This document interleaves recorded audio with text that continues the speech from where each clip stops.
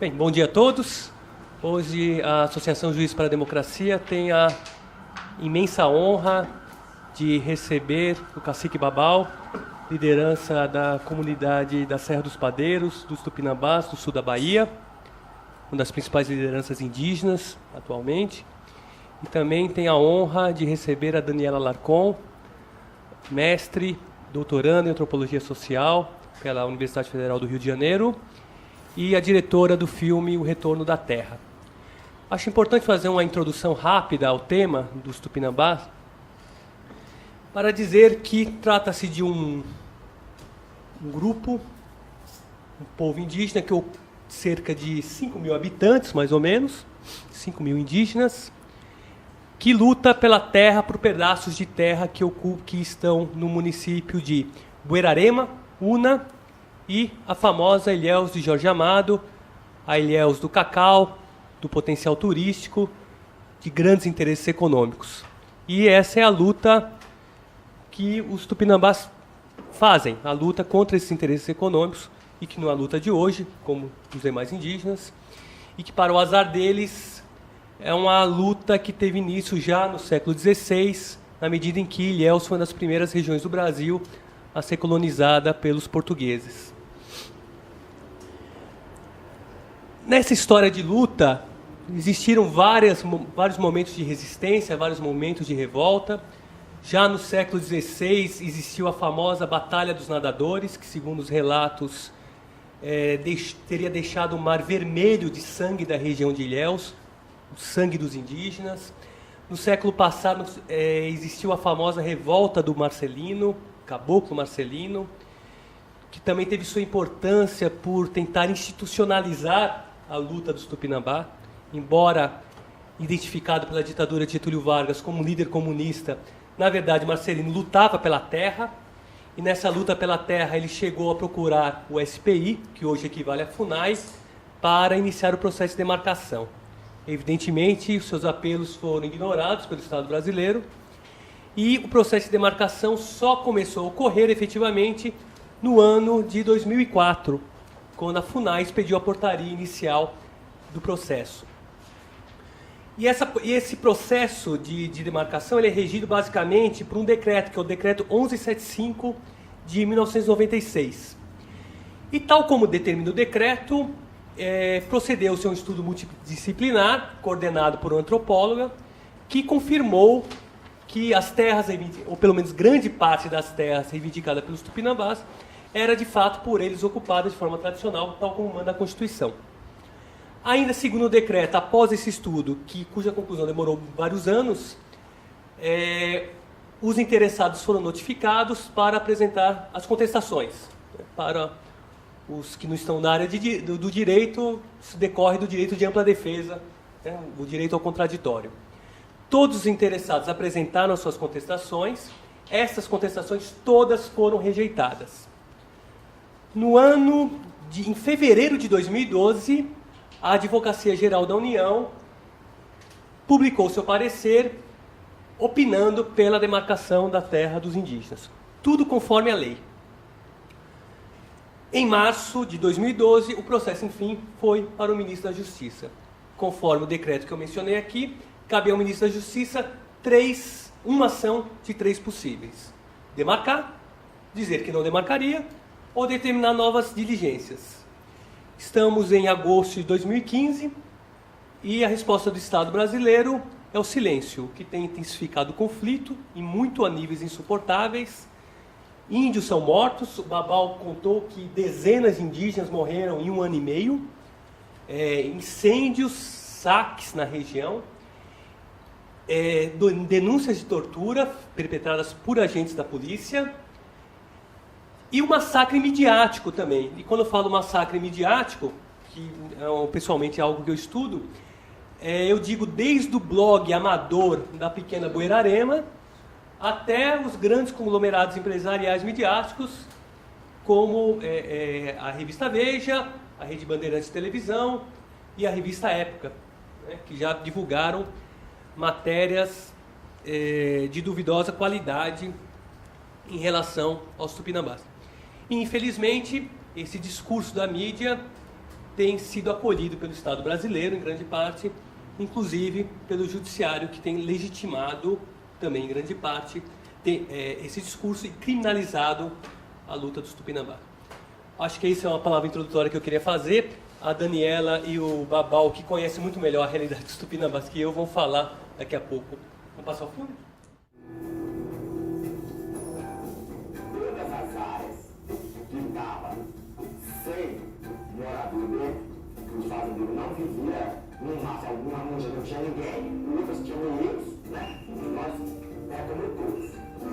E eles não estamos fáceis, que trabalhar nas terras dos pequenos agricultores. Pequeno agricultor não botar no batendo cavalo, batendo uns que era rico, que é empregado, que é trabalhador, esse, e não vivia de trabalho. E nós dependíamos dessa terra para caçar, para pescar, para espalhar o povo. O território é nosso e nós vivemos agarrados, agredidos. 2008. Veio uma reintegração de posse aqui da serra. O governo federal consegue suspender. Mesmo assim, eles mantêm um ataque em 2008 aqui na serra e usaram cerca de 180.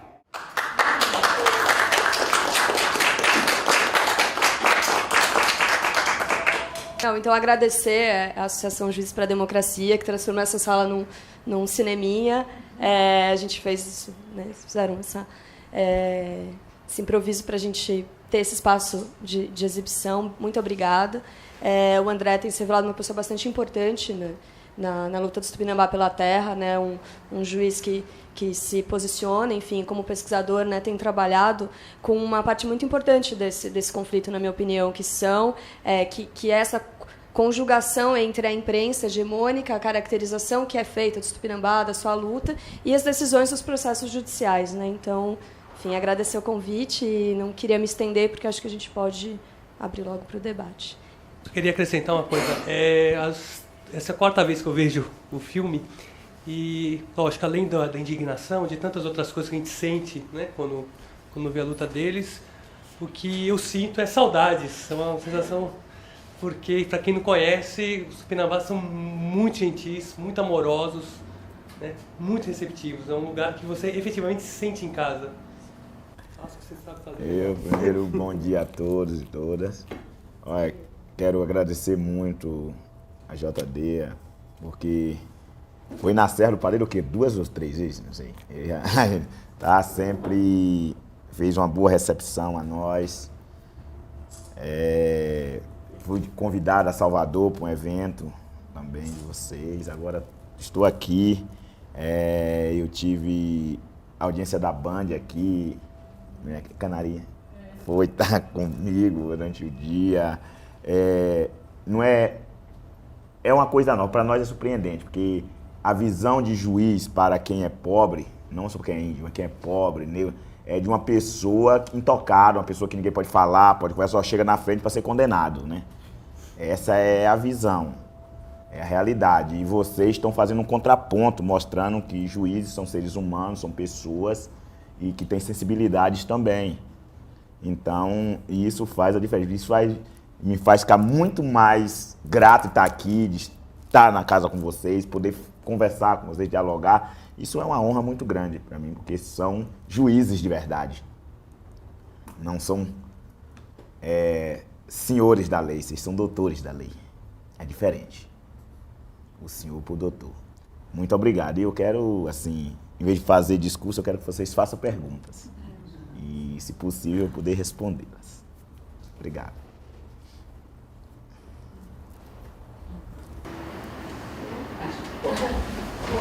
Muitíssimo obrigada pela reação do filme, também pelo evento e por conhecer, claro, o Babal, é uma grande honra. E, na verdade, eu queria fazer uma pergunta, aproveitar a sua presença aqui e perguntar sobre, se você pudesse falar um pouco sobre a sua história, sobre o seu envolvimento com a terra e como você começou a se envolver com retomadas e o seu processo de se tornar uma liderança, né, indígena, não só regional, como nacional, né? Então, se você pudesse discorrer um pouco sobre isso, eu teria uma curiosidade para entender um pouco mais esse processo. Aqui vai ser pergunta, uma ou vai fazer um bloco? Pode começar. Pode ser individual que tem, não é? Bom, na verdade, eu nasci, cresci lutando. Com a minha irmã Célia, falei num vídeo que meu avô chamou alguns netos e direcionou. Isso, se eu não estou bem enganado, foi em 1979. Em 1979 ele faleceu, em 81, mas mais ou menos em 79, quando ele convocou essa reunião. Eu sou de 1974, então eu tinha o quê? 5 anos. Mas eu lembro tudo que ele falou. Então ele chamou meu pai, minha mãe, aí pegou minha irmã Magnólia, pegou meu irmão Jurandir, que a gente chama de baiaco, aquele que passa espremendo, tirando mel do cacau, e me chamou. Eu era o menorzinho, né? Que os outros dois são mais velhos que eu. E colocou na frente, botou nós sentados, como a tradição tupinambá. Meu pai e minha mãe ficou do lado de lá, ele ficou do lado de cá e botou nós sentados no meio entre eles. E é uma cozinha de chão batido. E ele falou que ele era o pajé da aldeia, mas que ele tinha uma viagem para fazer muito próximo. E ele ia ajudar nós, mas em outro estado, não em carne e osso. Ele ia fazer uma partida, não ia demorar, e ele precisava preparar a família para o que viria. Então, nós tupinambás já sabia que então ele estava falando da morte dele. Então, nós já sabia que ele estava dizendo que ele, em muito pouco espaço de tempo, ele iria morrer. Então, ele falou, olha, nós perdemos muito até hoje, não por não ter força para guerrear, mas por não ter o domínio do conhecimento do branco. Até lutávamos e na hora da decisão de ganhar, vinha um documento para a gente assinar e nós não sabíamos ler. Quem ia ler era o inimigo. Então ele escrevia uma coisa, assinava e lia outra. Falava, a gente nem sabia o que estava lendo. Então a gente sempre perdeu por não conhecer, não saber o conhecimento do branco. Então ele disse que naquele dia em diante, o que ele podia fazer por nós era que nós não tínhamos que, nós três, tinha uma missão que era buscar o conhecimento do branco na sua totalidade. Porque depois da partida dele, o que ia fazer com que a gente conseguisse a terra de volta, porque a relação da terra nossa é passar de geração em geração contada como deveria ser a terra e como não. Então, os encantados que mandou a gente recuar e aceitar os ITR para ficar em pequenos espaços, ia chegar a hora de a gente lutar pela terra inteira. Então, sempre foi discutido isso. E ele disse, para a gente poder concretizar isso, nós teríamos que ir para o mundo do branco, estudar, aprender, mas nós não podíamos se tornar branco. Nós tínhamos que apenas adquirir o conhecimento. E aí ele determinou, minha irmã Magnólia, ela tinha que estudar sem parar. Ela tinha que estudar porque ela era responsável, ia ser responsável por a organização mesmo, nossa, financeira, por nossa, ele que olha, nós é muito roubado pelos brancos, que é eles que vendem, que até 86, mais ou menos, nós não fazia compras na cidade, eram os brancos, a gente trabalhava, secava o cacau, fazia farinha, e eram os brancos que levavam o cacau, a farinha, vendia, fazia a nossa feira, comprava a nossa roupa e entregava a nós na aldeia. A gente era muito longe, a gente tinha uma produção alta, a cidade era muito longe, nós não tínhamos carro, nós não tínhamos, às vezes, muitos burros, a gente trabalhava tudo nas costas. Então, eles faziam isso. Então, e ele falou, quando vocês também têm algum domínio, vocês vão enfrentar muitos problemas. E, veja, minha irmã, ele falou, virou para o meu irmão baiaco e disse, ó, e você vai ter a missão de proteger as matas. Você não vai precisar estudar muito, não. Você pode aprender um pouco, coisa para você poder ler e saber as 4 operações de conta, mas você não estude muito, você volte e cuide das matas, porque os animais vão precisar de muita proteção e você vai cuidar. E virou para mim e disse que ele não podia dizer o que eu ia fazer. Ele só disse que eu tinha que estudar que eu só ia saber qual era a minha função depois. E ele não estaria ali para dizer qual seria a minha função. Eu fiquei muito indignado, porque o pequeno quer saber logo o que vai fazer, né? Então, eu saí chorando, chutando, jogando pedra. Como todo Tupinambá faz quando não recebe uma missão. Ficou uma incógnita. Então, nós crescemos. O engraçado, quando ele faleceu em 81, menos de 6 meses depois, apareceu fazendeiros dizendo que aquela terra já era deles, estava titulada já como deles, e foi uma briga, foi uma confusão. Em 82, a FUNAI mandou um grupo procurar a gente, como a gente era índios, para a gente subir para Brasília, porque estava uma luta nacional dos indígenas, então a gente precisava subir para contar a nossa história, para começar um trabalho. O problema é que os fazendeiros, se hoje é poderoso, naquela época eles eram muito mais. Então, o que aconteceu, quando eles soube que a gente estava se organizando para subir para Porto Seguro, e nós ia a pé, então nós tínhamos que sair um tempo muito antes, que ia andar 300 km a pé até Porto Seguro, para de lá já tinha uma equipe da FUNAI que iria subir nós para Brasília, era Cláudio Romero, o responsável da FUNAI que ia fazer isso. E então, o que os fazendeiros fizeram? Destruiu a roça de Tia Zilda. De um dia para o outro, eles destruíram casa, barcaça, destruíram tudo. Falou que ali não podia residir índio, todo mundo era caboclo, não era índio, então o que eles iam fazer? Zequinha, o filho de Tia Zilda, se revoltou. Quando chegou, eles tinham saído para a cidade, fazer uma sombra. Quando voltou, que encontrou naquela situação, ele foi até a casa do fazendeiro tirar pergunta. O fazendeiro pegou um facão e tentou matar ele, mas ele, apesar de ele estava com uma faca na mão, ele foi mais hábil e conseguiu. O fazendeiro cortou o braço dele, mas enquanto cortou o braço, ele furou o fazendeiro e conseguiu dar 17 facadas e matou o fazendeiro. Então imagine o que aconteceu daí para frente. Então, depois esse fazendeiro está morto, a região foi sitiada, cercado por todo tipo de gente para matar todos nós. Então, depois do cerco feito, aí pistoleiro, polícia, todo mundo, aí nós tivemos que esperar. Foi 6 meses, sem nós poder botar a cabeça fora e buscar, atucar em todos os lados. Nós ficamos, inclusive, mais de 8 ou 10 meses sem poder ir em qualquer povoado daqui. Mas aí a gente fez muito ritual e os encantados ordenou que nós não fosse a Brasília naquela época, porque não era o momento ia chamar ele. Eu já tinha um pouco mais de idade, né? Então, nessa hora aí eu já tive um papel, viu, já fundamental. Pois eu andava toda a floresta e eu não, apesar de eu ser pequeno, eu não andava um pequeno espaço. Eu conseguia andar mais do que todos os índios caçadores daquela região.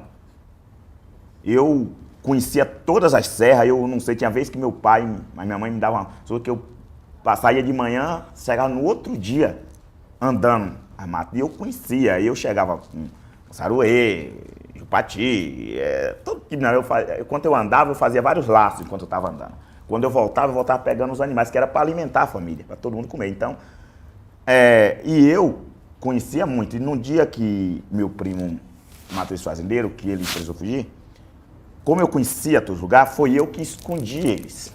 Eu vi, encontrei ele na estrada, não, você fica a tal lugar que ninguém te acha. Eu me escondo, ninguém me acha. Então, aí, a mulher dele estava com 2 filhinhas pequenas, e a terceira de colo. Aí, a Aline, a Alana e Sandrinha. E a Alana estava de colo, acho que tinha uns 2 meses de nascida. E aí eu me preocupei, eu fui atrás de meus tios e falei, tem muita gente na mata.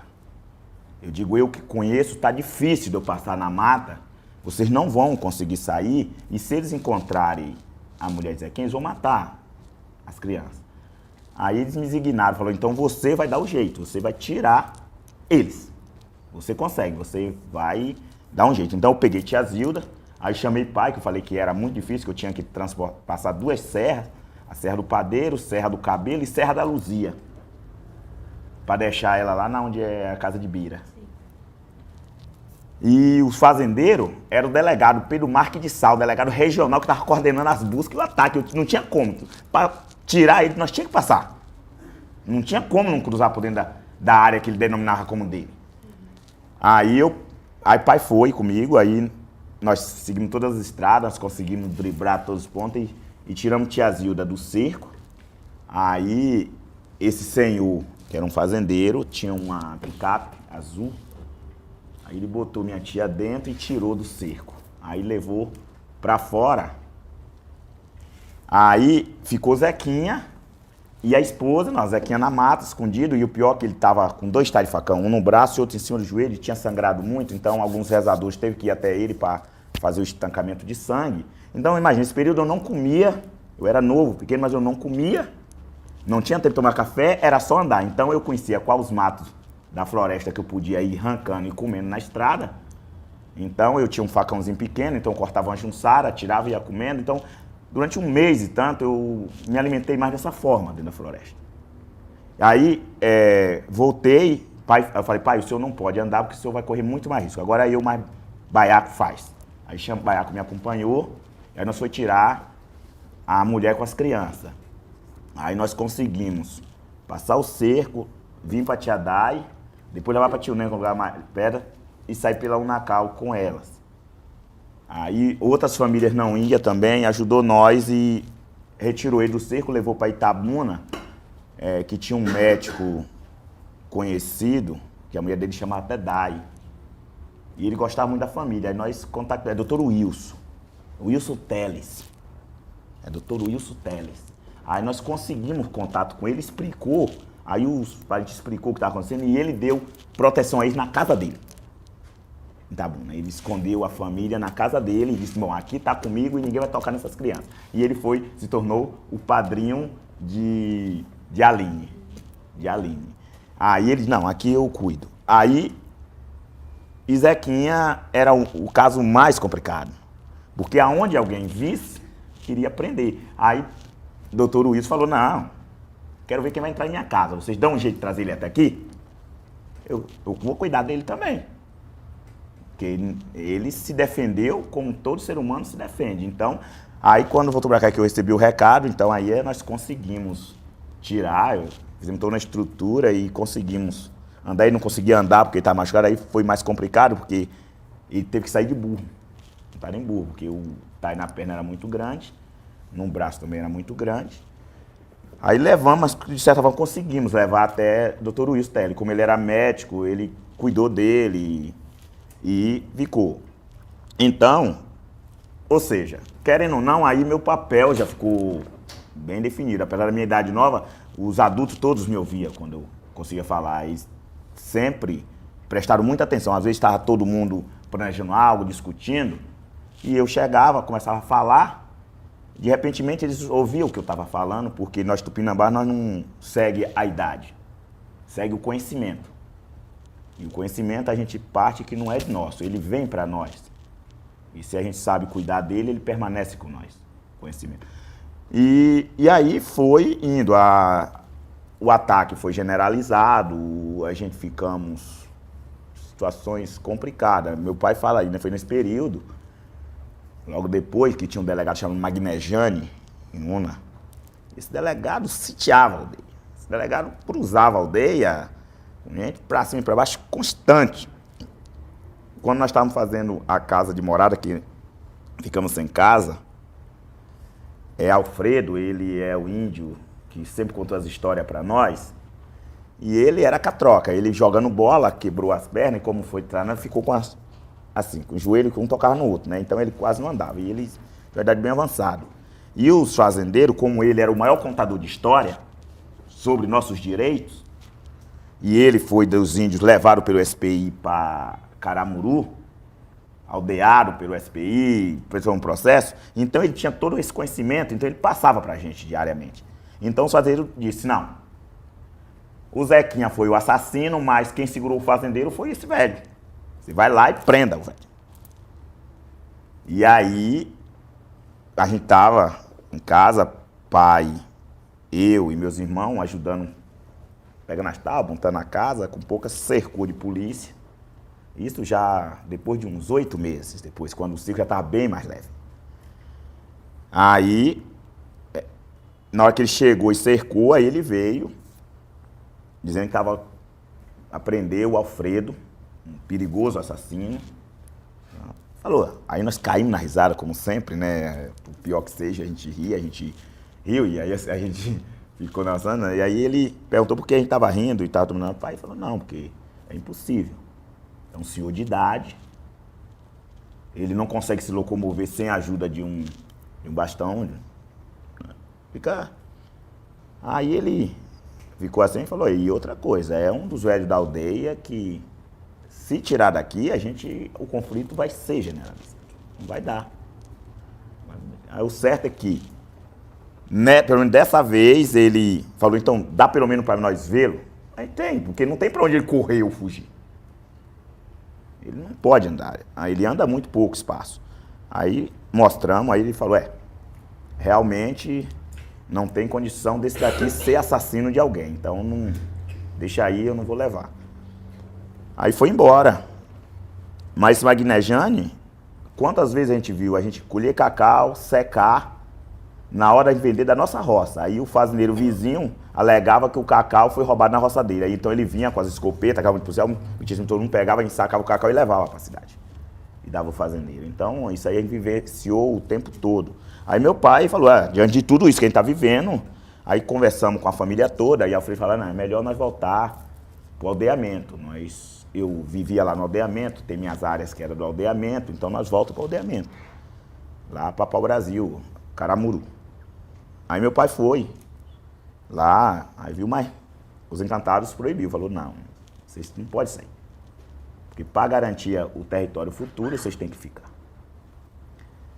E isso combinou com minha irmã já saber a ler e escrever. O que foi que a gente fez logo depois? Tiramos não índio de vender qualquer coisa da gente. E a gente passou os filhos pequenos a acompanhar os adultos e vender as coisas na cidade. E nós levávamos um caderno, uma caneta e um lápis. Para nós fazer as contas. E aí, nós descobrimos que só uma roça da gente, naquele ano, dava 500 arrobas de cacau. E aí, quando nós chegamos no armazém, falamos, sim, por que a gente só recebia pouco dinheiro? Se nós produzimos tanto. Se nossa produção era tão alta. Só em uma área nós... Aí o dono do armazém falou, não, a gente sabia. Que aquela pessoa que vendia aqui ficava com o dinheiro todo. Ele comprou o carro com o dinheiro de vocês, comprou casa aqui na cidade com o dinheiro de vocês. Aí falou, tá, então, o que foi, foi. Daqui pra frente, ele não fala por nós, não responde por nós. Pronto. Apareceu ações também judiciais de todos os lados. Deram queixa de nós, alegaram que a terra não era nossa, apareceu... Foi um inferno. Aí a morte nossa... Essa pessoa era da FUNAI? Não, é fazendeiro. Que fazia Essa trança, não.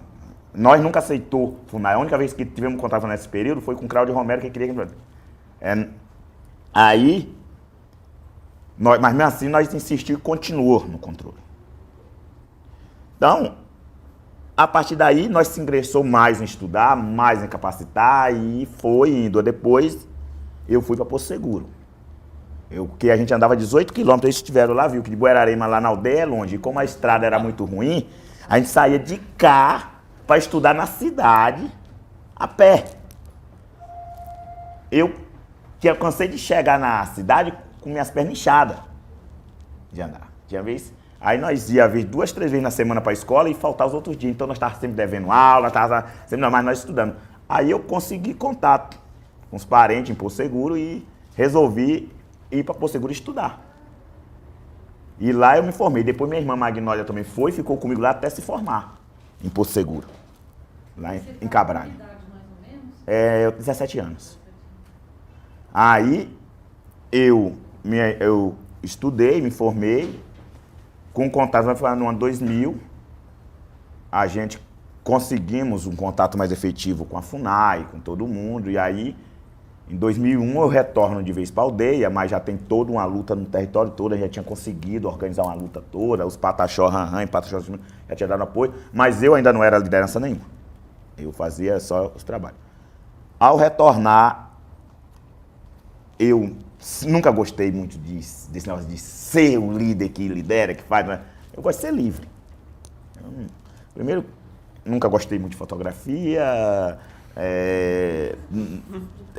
falar para jornal, eu gostava de falar em casa. Eu sou falador, falar em casa, ter que cumprir uma série de coisas, não dava para mim, mas quando, em 2004, tanto que a gente até colocou um cacique antes na serra, era Jair. A gente criou, aí falou, não vamos colocar institucional não, vamos colocar da forma da cultura, não, vamos colocar isso. O certo, não deu certo, e o Zincra falou, não, a sua função, essa função é sua. A sua missão é essa, você que vai ter que liderar, porque a terra Tupinambá vai ser difícil sair, os parentes da praia não têm condição de segurar a luta, qualquer outra aqui que a gente botar não vai conseguir levar até o final, o único que não vai ter medo de morrer, de sofrer, de passar por qualquer coisa, vai ser você. Eu não sabia. Então era Valdelice, né? Eu não sabia que eu tinha tanta força assim, mas eles sabiam. Ele disse, não, você vai passar por coisas muito difíceis. Outros não vai conseguir passar, mas você vai. E você só pare quando a terra estiver na mão dos Tupinambás. Não se preocupe com o que vai acontecer com você. Então, eu disse, bom, é para agradar homens ou para agradar os nossos encantados? Ele não, é para nós, que a demarcação vai ser uma demarcação espiritual. Vai ser para os espíritos viver. É claro que vocês vão viver, vão usufruir desse território, mas ele é nosso. Eu digo, bom, se for para vocês, que eu sei que não se corrompe, não se vende, eu aceito. Agora, se for para comandar só porque é parentes, eu não aceito, porque na primeira fome, algum vai se vender. Então, a partir daí, eu assumi, de fato, a liderança na Serra do Padeiro, e também foi explícito por eles. Não, você não vai até tem hora falar, mas você não vai defender as outras aldeias, é só Serra do Padeiro. Você é do CRAM, ele explicou todo o sentido de CRAM, foi aqui nós também foi saber outras partes que os encantados foi colocar. Então, daí pra frente, você já viu que a luta não foi simples, nem está sendo simples, né? Os ataques, carreta me jogando no despenhadeiro, emboscada de tiro, prisões, todo tipo de atrocidade imaginado que é quase impossível um ser humano suportar. Até agora eu não entendo porque nunca quebrou um osso de meu corpo, né? Porque você jogar de 50 metros de altura dentro de um carro, que o carro esbagaçar tudo, e nem sangue do nariz não sair, eu acho que é meio inexplicado, né? No mesmo ano, aloca um carro na locadora, um carro tinha 1 mês e pouco da locadora comprada, saio, na primeira ladeira ele solta os pinos e o carro capota, loca outro carro, acerta para ir para Salvador, na estrada a carreta joga despenhadeira abaixo, bota um carro na oficina para revisar freio, na hora que pega o carro que entra dentro do carro está sem freio, se esbagaça. Então, é complicado. Eu não entendo muito bem como é que a gente estou vivo, né? Mas estou. E vou continuar fazendo minha missão. Então, foi isso. Minha trajetória de liderança tem sido assim. E quanto se tornar uma liderança nacional, nós nunca procura ser grande, assim, para ser maior. Foi a consequência das coisas. Eu acho que foi o próprio governo, judiciário, polícia que transformou nós tupinambás nisso. Porque nós nunca quis representar o país, não, nós sempre quisemos que viver em paz, tranquilo ali, fazendo nossos rituaizinhos, nossas rocinhas, assim, nunca pretendemos, nunca tivemos essa impressão. Não, mas quis a linha que chegasse a esse ponto. Então, realmente, hoje, eu sei que represento muito a questão nacional, sou muito ouvido por todos os parentes, não sofro discriminação de nenhum deles, muito pelo contrário, se eu fosse abrir minha agenda, eu estava mais na região amazônica do que no sul da Bahia. Isso. Vou fazer um pequeno comentário. Eu acho que o relato que Babal faz da sua trajetória é muito interessante para a gente entender que, apesar dos Tupinambá terem ficado visíveis para fora, para o Estado brasileiro, para a sociedade envolvente, a partir aí do ano 2000, 2002, reconhecimento, né, oficial dos Tupinambá pelo Estado, antes da assinatura da Convenção 69, enfim. Em 2004, começa o processo demarcatório da terra indígena. Eu acho que esse relato deixa bastante evidente que tinha um processo de resistência cotidiana muito forte.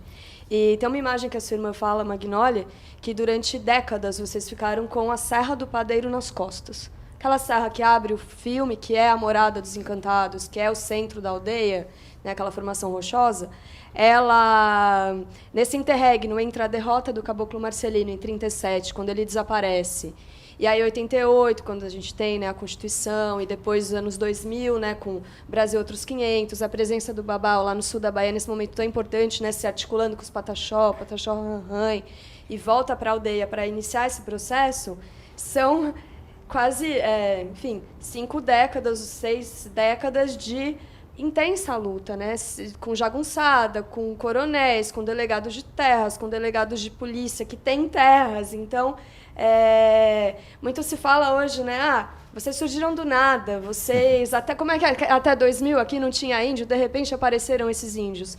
Só não vê quem não quer, porque isso está, inclusive, nos registros deles. Se a gente lê a crônica da Capitania de São Jorge dos Ilhéus, né?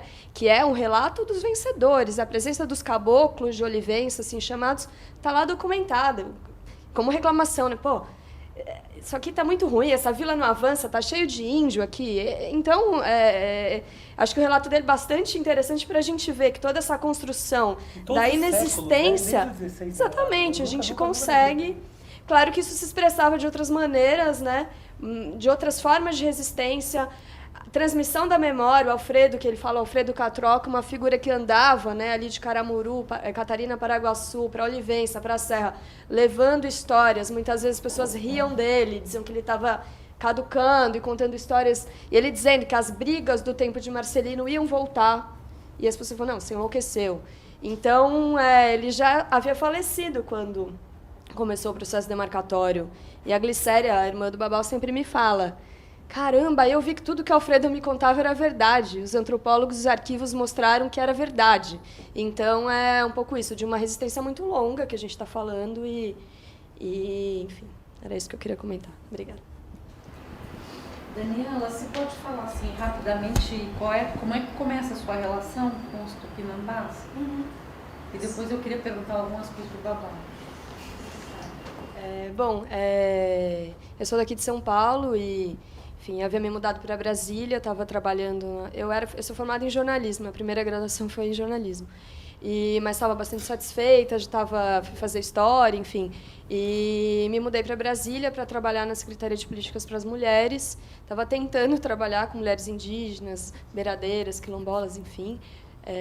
E conheci a Glicéria Tupinambá, eu conheci a irmã dele, que era uma representante indígena que fazia muito essa representação em Brasília, era membro da CNPI, da Comissão Nacional de Política Indigenista, e aquilo me pegou pelo estômago, assim, ouvi os relatos da Glicéria, eu estava já pensando em ir para a antropologia ou para a história indígena e não queria trabalhar com algum grupo, enfim, não sabia qual e não sei explicar muito bem. Então, a partir de 2010, eu comecei a ir para a Serra do Padeiro, fiz meu mestrado lá na UNB e trabalhando com as retomadas de terras. O objetivo era historiar essas retomadas, que começaram em 2004, de 2004 para cá.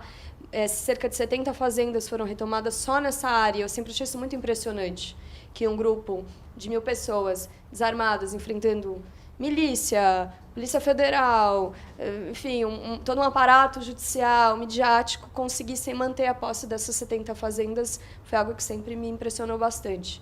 Então, foi aí que começou. Mas sempre nessa perspectiva de uma pesquisa que fizesse sentido para eles, porque eu não tinha interesse em me encastelar na academia e nada do tipo. Então, a ideia de revirar esses arquivos e começar a historiar essas retomadas e coletar esses depoimentos muito nesse propósito de dar visibilidade a essa versão da história recente, que é a versão que não tem espaço, né, de modo geral. O que você resumiu bem na Carta Capital, né, naquele texto que você escreveu, né? Ah, sim, aquele artigo.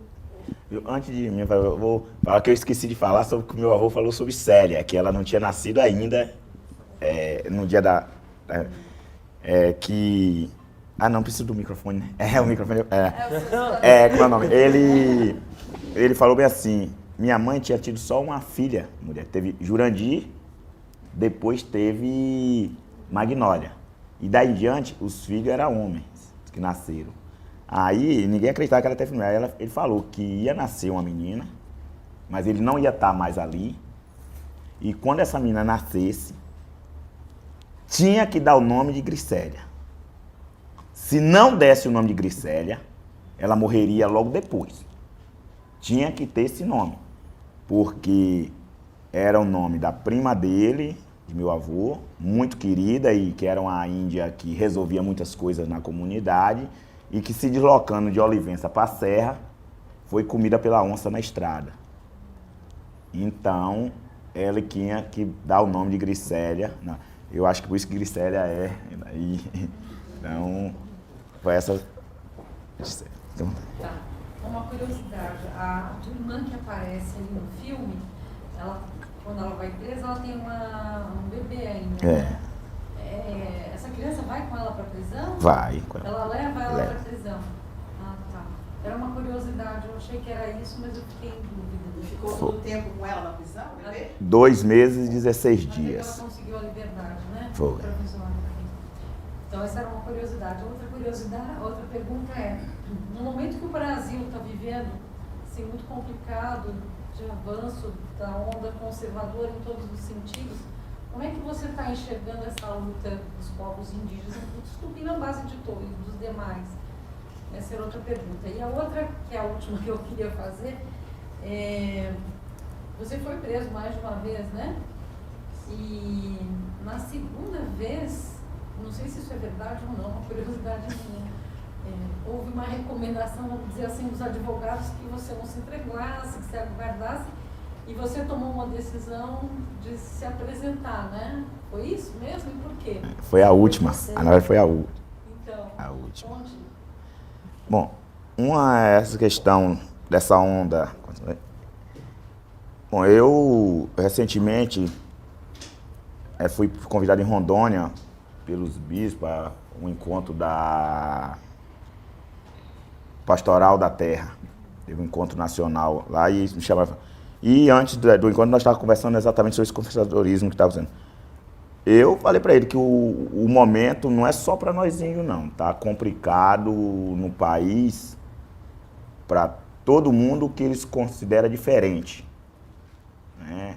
Eu até falei com ele, falei, olha, está muito complicado porque vocês estão com a Pastoral da Migração e os haitianos estão vindo, então vocês estão concentrando em tal lugar, mas nós tupinambás na Bahia, nós estamos também ligados, acompanhando também isso. E falam para eles, meus bispos, tomem cuidado, porque vai começar os assassinatos em massa também desse povo, aqui no Brasil. Porque a gente encontra em toda parte as pessoas sedidas, esclarecidas e ricas, falando, tem que matar esse povo, porque o Brasil não fecha as fronteiras e não impede que todos entrem. Esse povo, e é um discurso tão bárbaro, que eu falei para ele, que a igreja deveria se preocupar antes de onde vai recolocar, mas como colocar e como brindar para que essas pessoas não agissem. Aí acabaram agindo aqui, né? Mataram um bocado de haitiano. Ou seja, eu falei isso pelo menos um mês antes, por visto que poderia começar a acontecer. E falei, olha, na cidade de Brusque, Santa Catarina, está um barril de pólvora entre nordestino e eles. A coisa está séria. E nós temos um congresso, que é o que é pior, porque ele quer ser dono de todas as terras do país, né? Eles não estão legislando para nós brasileiros, mas eles estão legislando para eles e para a concentração de renda deles. E aí eu vejo assim, por um lado, é complicado para quem é ser humano e quer continuar vivo durante 100, 200 anos, mas, pelo outro lado, assim, a gente vê que muitas coisas ruins vai cair sobre a terra. E vai fazer muita gente ter que recuar. A crise bate a porta, a violência aumenta. As lutas, toda vez que você ataca num país, principalmente no Brasil, as comunidades indígenas, da forma que está sendo batida, eu avisava ao governo Lula desde o primeiro mandato. Para do jeito que estão fazendo. É melhor vocês atender e melhorar. Quando Dilma entrou e se recusou a sentar com nós índios, eu falei, ó, essa tá fadada ao fracasso. Porque ninguém fecha a porta pro dono da casa. E nós, ela queira ou não, nós somos os donos originários desse país. E ele não deve fechar a porta. Lá na Belo Monte, quando eu ocupei a Belo Monte junto com os parentes Munduruku, logo depois de uma entrevista que eu dei, Tiago ligou pra mim, pô, mas você foi muito duro com o governo. Eu falei, eu não fui duro, eu fui realista. Eu falei que um governo que preza a obra mais do que o ser humano, ele não é digno. E falei que Dilma é uma estrangeira eleita em nosso país, acolhida por nós índios e que resolveu nos matar. E o preço para ela vai ser muito alto. Quem pegar aquela entrevista, praticamente eu fiz uma previsão do que ia acontecer com ela agora. E está começando a acontecer. E eu acredito que a situação dela, por ter virado as costas para nós índios, ter deixado tanto índio ser assassinado pela força policial no mandato dela, vai custar muito caro. E para isso, nós deixou a força conservadora subir ao extremo. Perdeu o desequilíbrio. O desequilíbrio, assim, espiritual no país está ruim. E nos índios, querendo ou não, todos, quando eu encontro Guarani, pensando que o Guarani está aqui em São Paulo, depois de tanto tempo calado, a gente está claro que os encantados querem que os índios declarem praticamente uma guerra no país, retomando seus territórios, mesmo que morram todos. Porque o que vem aí não é fácil. Ao mesmo tempo, vai vir muitas doenças, problemas diferentes, que vão cada vez depender de nós índios para soluções. Aí entra uma outra gravidade. Precisa ser preservado em algum lugar. Ontem mesmo na PUC eu falei sobre a presença da Mata Atlântica. Na USP, a USP. Porque nós falamos, vai vir coisas aí que só a Mata Atlântica vai resolver. E se destruir a Mata Atlântica quando estão pretendendo, como é que vamos permanecer vivos? Tem uma série de coisas, é um discurso que não dá para se prolongar, mas é meio complicado. As coisas estão um embate aí que entre humanos, dinheiro, espírito, nossa, que é muito complicado. Foi essa pergunta ou teve outra? A da minha prisão. Ali, assim, por que a gente vai se recusar se você não fez? Por que eu vou fugir daquilo que eu não fiz? Pessoal, babá, você vai para tal lugar, a gente consegue tirar para tal lugar? Sim. Tupinambá fugindo, se escondendo, que Tupinambá é esse? Quando fazemos, assumimos o que fazemos. Porque teve um motivo claro por que fazemos. Eu até falei, Craia Melhor, eu falei uma vez numa reunião com o governo, falei, olha, todos os assassinatos que vocês estão atribuindo a índios, não foram índios que fizeram, porque os índios Tupinambá, quando matam alguém, quase sempre para ter a honra garantida, eles assumem. E aí houve um problema na aldeia Maruim, e alguém entrou na casa de um índio à noite e ele estava pescando, quando ele voltou, a casa estava revirada, o cara voou nele e ele matou. Certo que os dois bateram a borduna, acabou matando a pessoa. O que eles fizeram? Eles mesmo foram, chamaram o delegado, vieram aqui, ó, nós matamos. Estava aqui de noite, minha casa, eu digo, ó, tá vendo o que eu disse? Antes mesmo de quando matou, foi o único morto pelos Tupinambás, mas era outro também índio Tupinambá. Mas mesmo assim eles chamaram o FUNAI, chamaram a polícia, chamaram todo mundo, contaram o caso, mostraram o corpo, tudo. E todo mundo chegou a dizer, realmente aqui é legítima defesa. Então, eu falei para eles, não é, nossa forma é isso. Então, naquele dia, eu fui tirar um passaporte. Eu estava sentado em frente à Polícia Federal. Eles puxaram nada consta na minha frente, na frente da FUNAI, na frente do CIMI, de todo mundo ali. Não constava nada em minha ficha. Você iria para o Vaticano, né? Exatamente.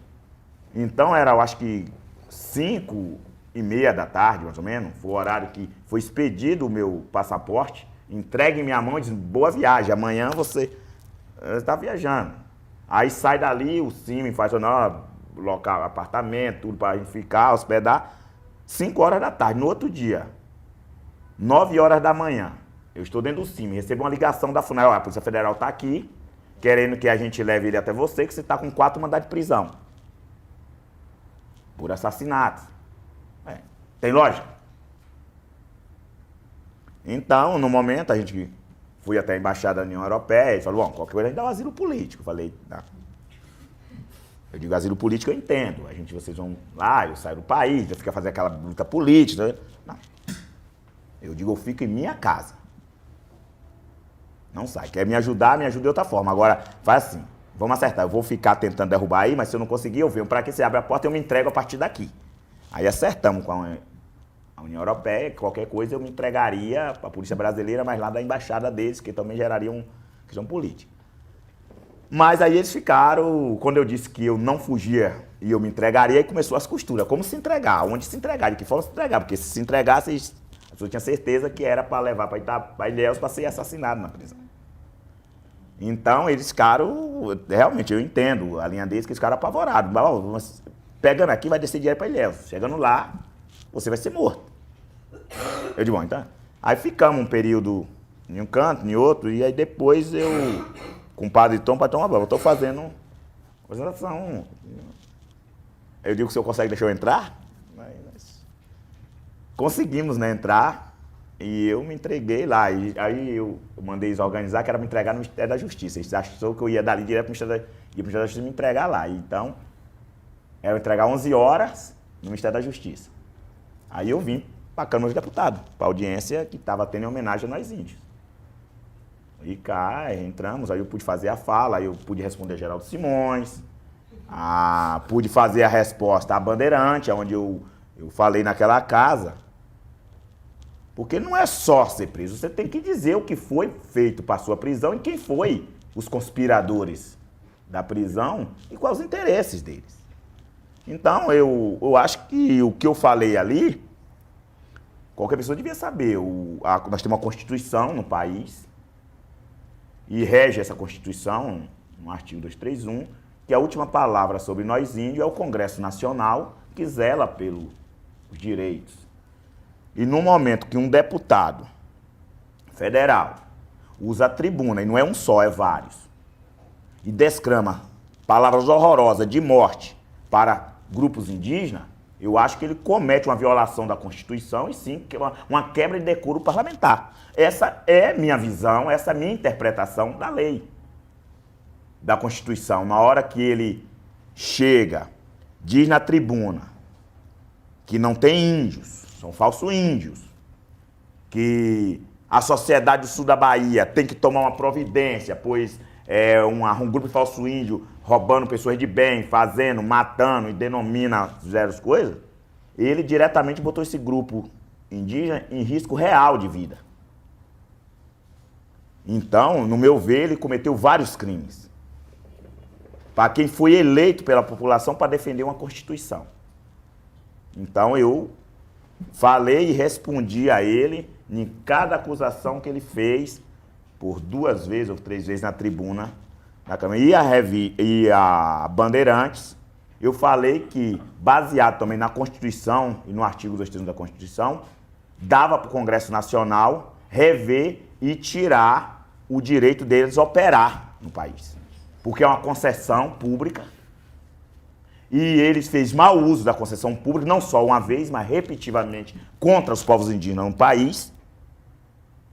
Eles usam a concessão pública que tem para concentrar terra na mão do agronegócio, eles estão claramente dizendo que eles é do agronegócio, e bota em risco de vida as populações indígenas no país. E a violência e os assassinatos, vocês podem fazer um estudo, está muito ligada ao que a imprensa divulga. Os assassinatos é muito ligado, é tanto que os assassinatos dos tupinambás, em série, desses 28 tupinambás, se você pegar, combina com a reportagem da Band, entre a primeira e segunda reportagem da Bandeirantes sobre os tupinambás, sobre o que ele fala, que não tem índio, que ali tem... E eles usam todo aquele cenário, fala e coloca a minha fotografia de forma escusa ali. E depois começa uma série de assassinatos. Naquele período, teve 14 assassinatos. 14 assassinatos. Eles deixam bem claro que a população vai reagir, a população vai não sei o quê. Então, eles não diretamente matam, mas o que eles deixam assim solto é dizendo, vocês, a população local, pode fazer. Pode fazer que vai ser bem visto no país.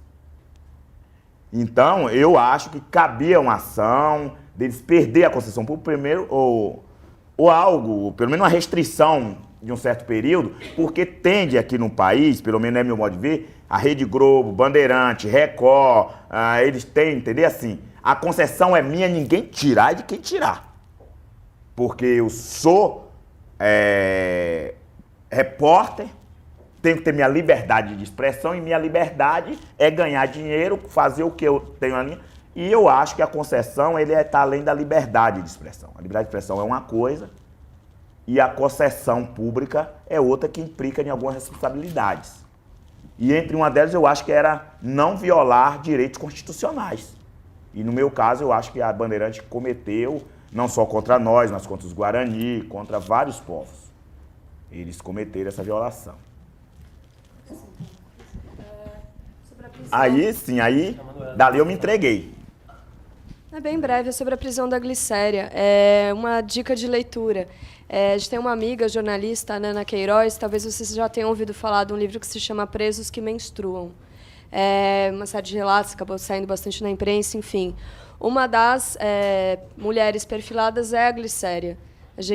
Porque eu falo de Tupinambá para todo mundo, né? E contando para a Nana, que estava nessa investigação de mulheres presas, eu comentei da Glicéria, porque presa com um bebê de 2 meses no colo, desenvolveu uma mastite, não foi tratada, o quadro dela se agravou dentro da prisão, bastante distante da área, foi mandada para Jequié, uma série de violações. Então, nesse livro tem lá tem o perfil da Célia.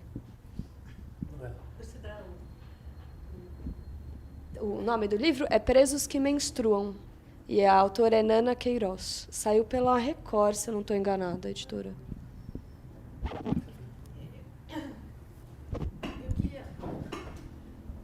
Bom, primeiro agradecer. Muito elucidativo tudo que a gente ouviu aqui, tudo que a gente viu e tudo que a gente ouviu. Acho que é muito importante. Eu queria perguntar o seguinte. Você falou com muita propriedade que toda a mídia está mobilizada contra vocês e contra os Guarani. E eu queria saber 2 coisas. Primeiro, como é que vocês internamente entre os Tupinambá trataram esses ataques? Como é que vocês viram esses ataques? Não só dos canais de televisão, mas também da Veja, por exemplo, né, da Época, dos etc. blogs. Né? Como é que você como é que vocês como é que vocês, digamos, internamente processaram isso? E a segunda pergunta é um pouco para o André também, que é o seguinte: você falou que deveriam ser processados. Que tipo de eu acho que essa questão deveria ser levantada, sim, no judiciário.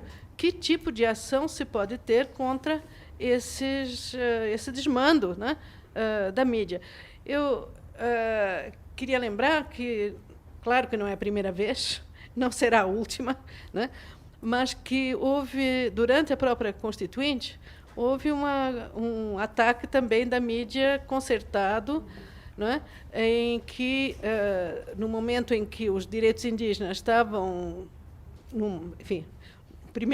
numa primeira versão, que eles estavam todos sendo aceitos, né, todas as propostas estavam sendo aceitas, houve uma investida de um conjunto de jornais, né, que foram o Estado de São Paulo, a Crítica de Manaus, como é que chama? Correio Brasiliense, o Globo, e o quinto foi um jornal do Pernambuco. Enfim, esses 5 jornais, durante uma semana, bombardearam a questão indígena no Congresso com uma paranoia de conspiração, enfim, o país todo. etc. Durante uma semana em primeira página. Quer dizer, e isso teve um impacto enorme, né? Enorme, né?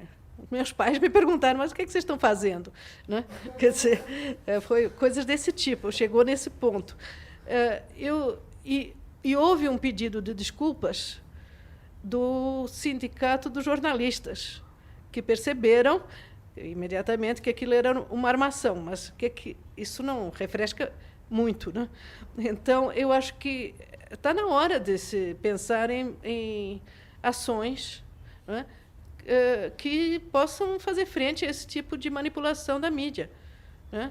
Eu acho que isso é uma pergunta, enfim, mais geral, inclusive para a Benarique também, para os advogados, então, enfim, é isso.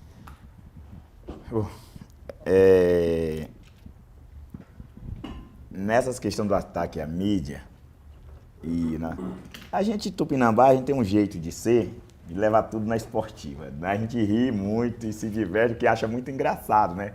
Como é que um ser humano pode caracterizar outro dessa forma. Né? Então, nós tivemos que nos preparar, que como você vê que a gente vocês estão vendo que a gente já tem uma linha de vinda como de subsistência, né? Então a gente se preparou, a gente sabia que os ataques da mídia, e o ataque da mídia, ele não reflete tanto dentro do povo, ele reflete mais em torno do povo, de quem não é parte.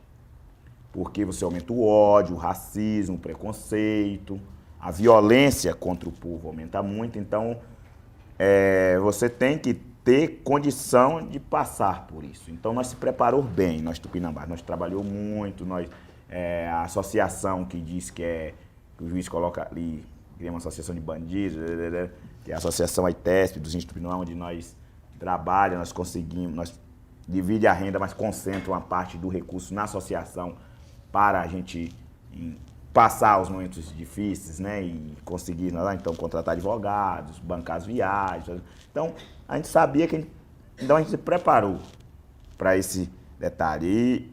E sempre eles querem que, assim, achando que fazendo isso, a mídia ela não faz isso só por fazer, é um caso pensado. Quem paga a eles já sabe que o outro vai correr pedindo direito de resposta. Aí acaba traçando um diálogo.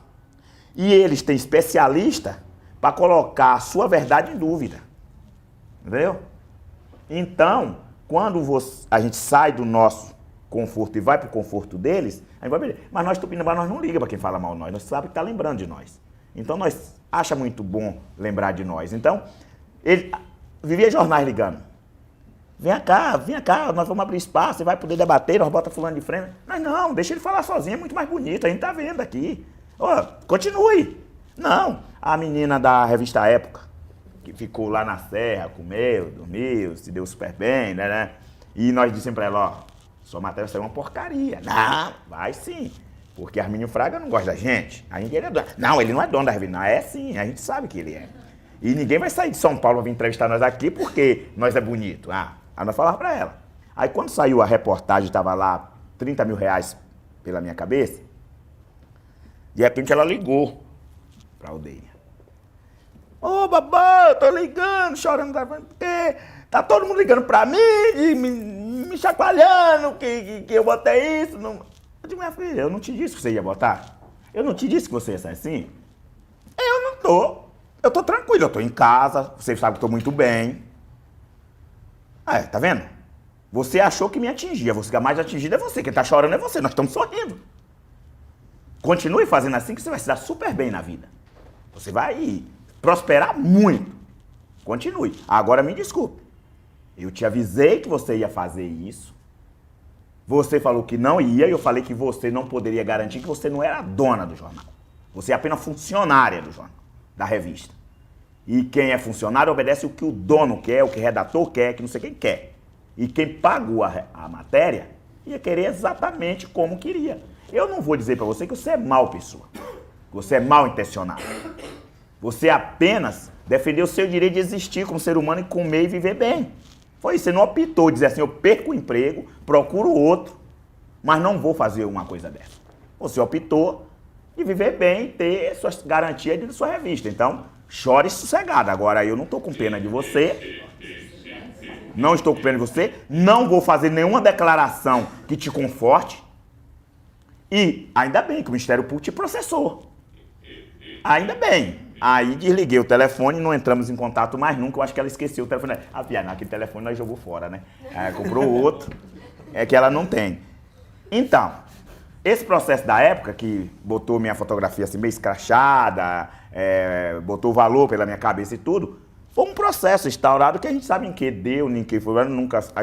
ou seja, tudo contra a mídia parou, né? Então, a gente fez exatamente isso. Nós nunca deu ligança a outdoor. A gente passa e cai na risada e volta para a aldeia para contar para todo mundo e reunir para todo mundo. E nós, então eu falei para Isabela, falei, ó, eu cismei essa semana que ela é Isabela. Só que ele disse que ele não conhece nenhuma Não conheço nenhuma Isabela. Aí eu falei para Daniela que nós estamos com um projeto na aldeia, que nós vamos chamar o Ministério da Cultura e chamar os aliados. Quem tem vontade de criar, sabe, um museu na aldeia. Para narrar nossa história. Então nós falamos, nós não queremos um museu só, nós queremos 2.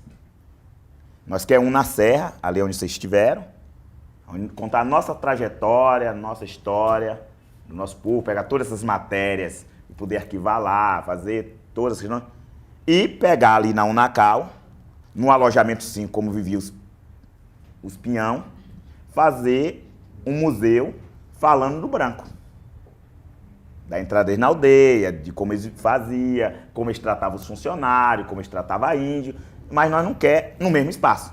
Nós queremos um em cada lugar, porque quem vem aqui vê a história indígena, depois sai daqui, vem até cá na outra região e vê. Eu acho que vocês foram até o Unacal.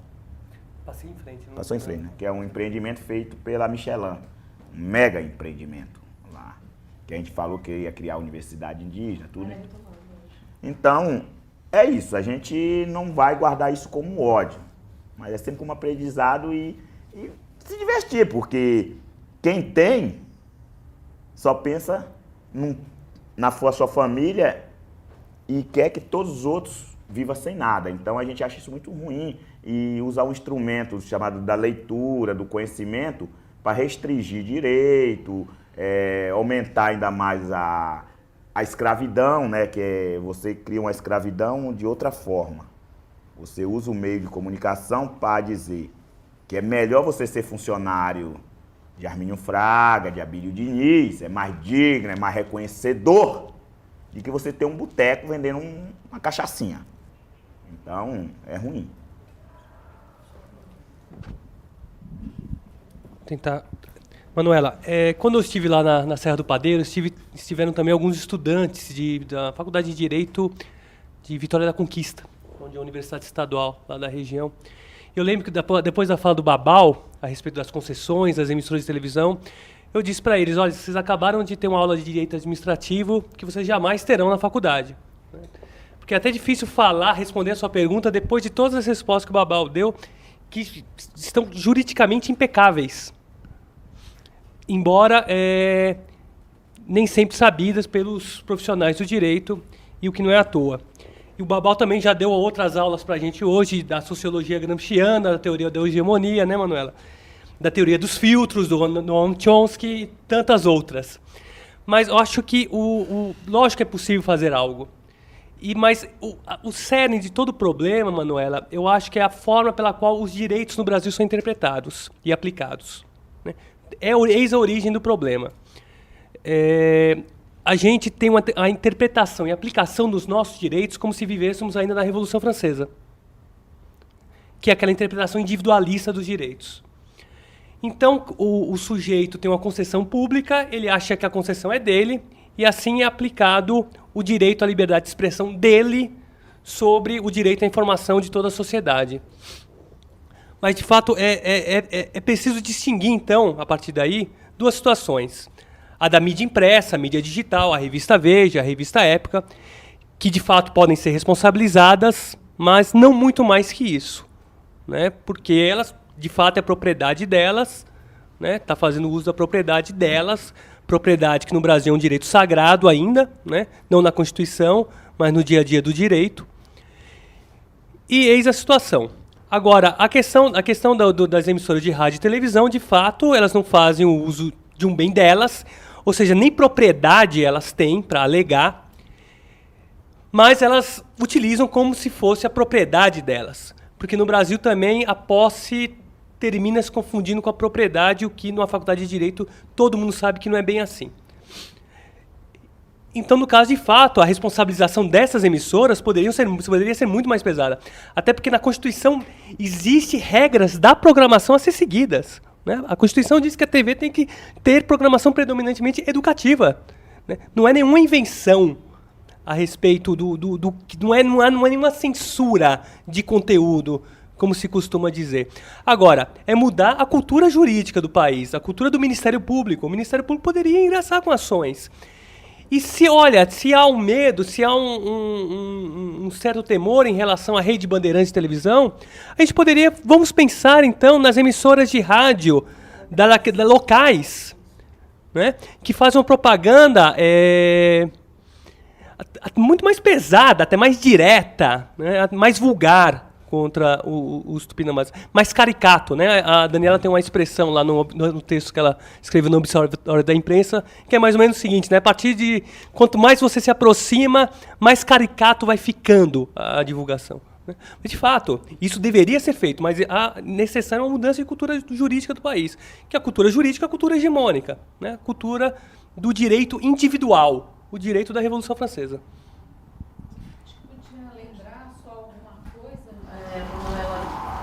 De algumas boas experiências, ou que estão em andamento, ou que já surtiram resultado. Essa audiência que o Babal falou, que ele teve aqui recentemente, foi uma ação proposta pelo CIMI, salvo engano, né? E tem uma manifestação do Ministério Público Federal muito boa e bem importante, e a ação em razão da cobertura da Bandeirantes em relação ao Babal, é uma coisa mais específica, dos Tupinambás e do Babal. Então está pontuando alguns processos. Então, por exemplo, a gente teve um outdoor em São Paulo, quando ainda era permitido outdoor, que tinha alguma coisa sobre criminalidade, mostrava um negro. Então teve uma ação, nessa época foi da Procuradoria do Estado aqui, que promoveu para que fossem retirados esses outdoors. Aqueles outdoors, se eu não me engano, eu não sei se foi lá da Bahia ou se foi do Mato Grosso do Sul. Eu sei que o Eloy, sabe o Eloy?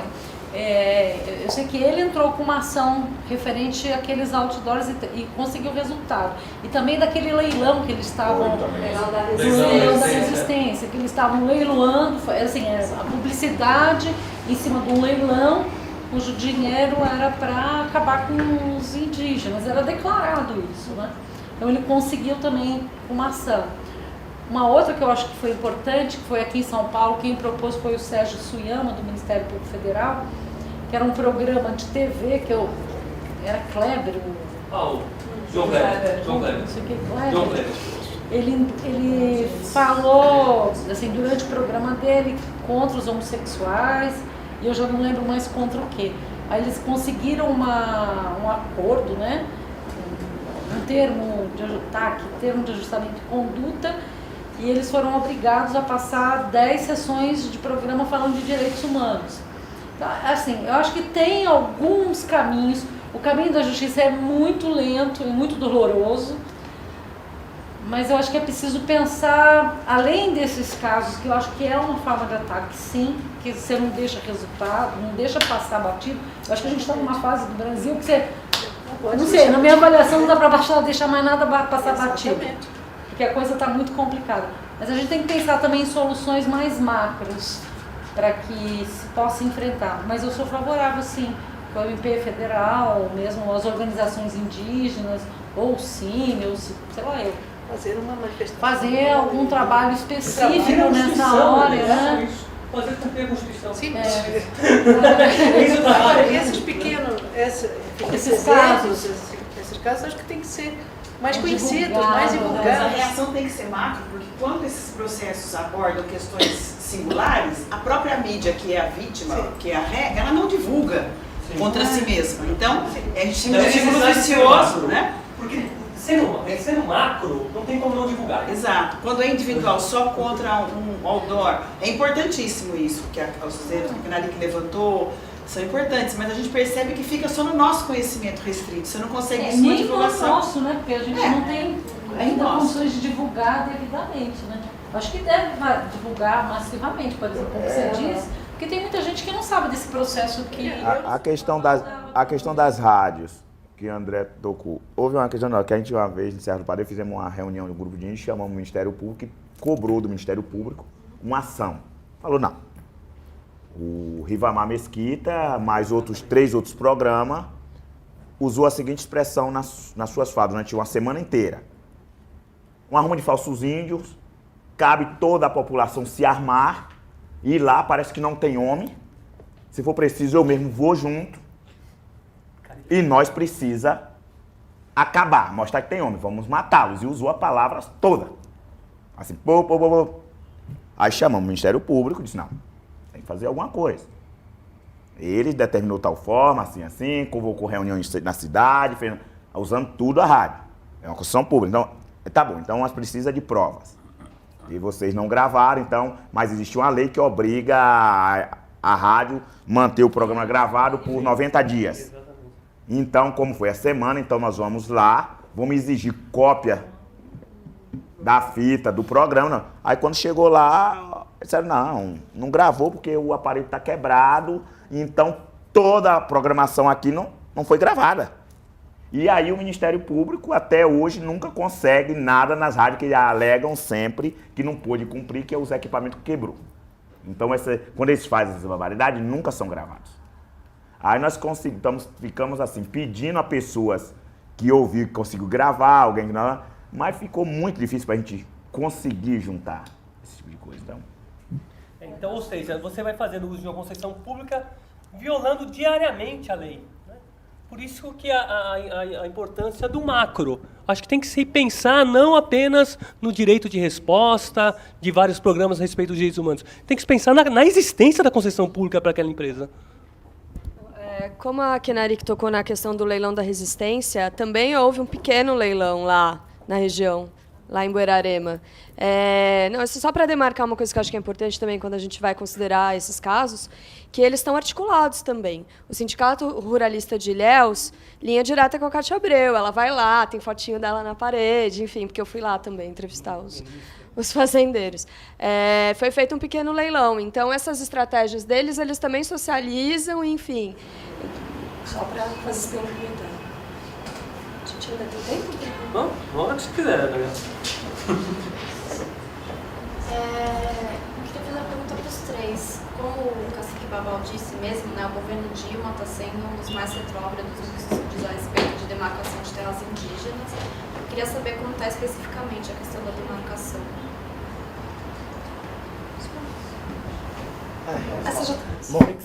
A demarcação da Serra do Padre, da terra Tupinambá, absurdamente, tem tanta coisa imoral que eles propõem, que tem hora que a gente tem que rir. Porque depois da gente ter feito todo o processo demarcatório, derrubar todas as contestações, para tudo, o ministro cismou que quer dividir uma terra de qualquer jeito. E a terra reduzida, mais uma vez, teria que ser a Tupinambá de qualquer jeito. Então, chegou o cúmulo de eu vir uma reunião em Brasília, o Ministério da Justiça, chega lá, vem um assessor do ministro, vem a Regina Mink, que é a secretária de Segurança Pública, vem o major da Força Nacional, que comanda a Força Nacional, senta na mesa, aí do meu lado só tinha eu e a Alessandra, do CIMI, a estagiária lá que trabalha no CIMI em Brasília, e eles chegam e dizem, Babal, é o seguinte, nós queremos conversar com você, porque a terra Tupinambá de Serra do Padeiro não há problema nenhum para demarcar, está mais do que comprovado e recomprovado que é terra indígena. Até chegar em Olivença, se você ficar claro, vai ter que ir, mas tem umas falhas que os índios cometem, aí começa a criar não. E falha? Se, dona Regina Mink, foi tudo derrubado, se a contestação, vocês abriram já 3 vezes a terra, que mais se abriu para contestação foi a Tupinambá. Sim. Abriu primeiro dos 60 dias, depois prorrogaram por mais 90. Depois de 2 anos, abriram de novo a contestação. Aí foi derrubada, todas as vezes foi derrubada, todas as vezes e eu digo sim, aí não. É porque a Força Nacional, a Polícia Federal lá encontrou vários vícios nas outras aldeias, tem índios que usam droga, tem índio que faz não sei o quê, então na Serra do Padeiro nós não encontramos, então por preservar vocês, nós quer demarcar a Serra do Padeiro e quer desconsiderar o restante. Aí eu, o quê? É mesmo? Eu digo, a senhora é antropóloga, dona Regina Mink? Aí eu digo, vem cá, sim, se nós vai perder a terra porque tem índio usuário de droga, então, por que você não tira todo mundo da cidade de Brasília que usa droga? Ou vende, né? Eu digo, por que esses empresários que têm as famílias que usam droga, vocês também não tiram as empresas? Aí começamos uma linha de discussão e mesmo eu estando sozinho de frente da polícia, eu não consigo me conter. Porque na minha ali foi uma reunião de polícia. Porque aí ela começou, não, mas você vai ser prejudicado, você já foi preso várias vezes, a gente sabe que é injustamente, que nós investigamos, nós temos todo um calhamaço de documento aqui, você é uma pessoa que corre risco de vida, queremos proteger sua vida. Eu digo, proteger minha vida? Deixa que minha vida, dona Regina, cuido eu. E o território é nosso. E aí ela continuou junto com os outros colocando. Aí, só que nessa vez que eu cheguei em Brasília, aconteceu uma situação muito grave. Vixe Deus, caiu. Caiu aqui? É. Não.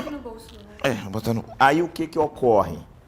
Quando eu cheguei, desci do aeroporto, que o avião pousou, quando eu liguei o telefone, alguém ligou para mim.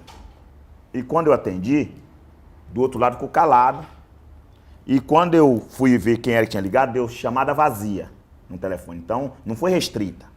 Porque restrita você pode pedir e depois localizar. Não, foi chamada vazia. Partiu de lugar nenhum para lugar nenhum. Deu vazia. Aí eu liguei pro CIM, o pessoal do CIM foi me buscar. E eu tinha uma reunião. Eu ia ter que subir no Ministério da Justiça. Quando eu cheguei embaixo do Ministério da Justiça, ligaram para mim de novo. Deu chamada vazia de novo. Mas era com Terezinha, nós voltamos, que era para confirmar a reunião do dia seguinte. Aí eu mais a Alessandra saímos e fomos jantar. Quando nós sentamos para jantar, aí ligaram de novo, dizendo, eu sei que você está aí. Aí pegou chamada vazia. Aí eu tinha que ir lá no Ministério Público conversar com a doutora Débora Duprá. Quando eu cheguei na porta lá da 6ª Câmara, ligaram para mim de novo. Aí peguei chamada vazia. Mas só que meu telefone registrava horário e quanto durou, tudo, né? Aí quando eu estava sentado com a Regina Mink, eu falei, não. A única pessoa que me ameaça de morte, a única pessoa que quer ir o exterminado é a senhora, o seu pessoal. Não.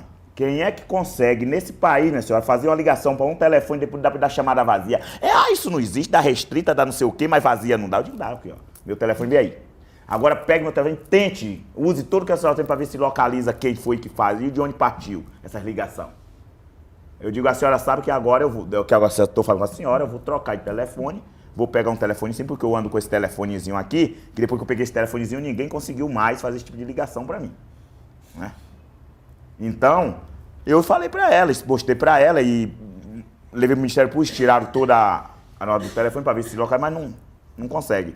E aí, eu disse pra ela, tive que pegar pra ela aquela hora e falar, doutora, na hora que ela propôs tudo, junto com o Marcelo Veiga e o capitão da Força Nacional, eu disse, bom, o que vocês vão fazer com a terra Tupinambá fica problemas seus. E as consequências também, herdadas, serão suas. Porque a senhora está falando de seres humanos e dos erros humanos.